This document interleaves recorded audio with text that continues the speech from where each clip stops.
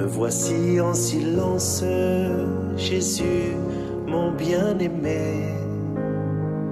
Je me présente à toi. Bandiraɓe sehelaaɓe sakiraaɓe on calminaama. Donc toɓɓere men hannde ko holko seernde ko mbiyeten ko les protestants e wiyeteeɓe les catholiques.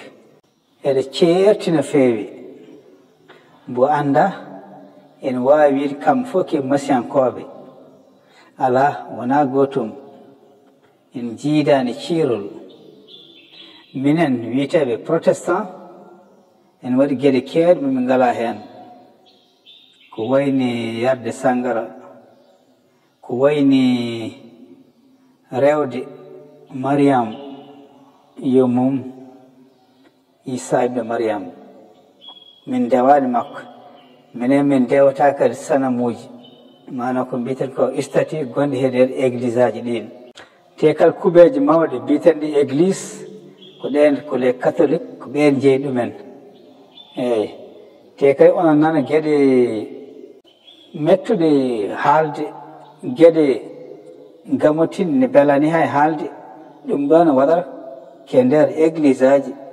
catholique minen protestant min cinnodirat maɓɓe hay dara e kadi geɗe goɗɗe min wawa haalde ɗo ni ena geɗe amen ene ceerti dal eyi koɓe gowdini ko e komin gowdini ko wona gotum mbo anda noon sikka minen fof komin masiyankoɓe ala onon gandi diine masiyankagal e kadi diine goɗɗo eyi ene ceerti eyi no feewi eyi on jarama merci. Au Christ ressuscité.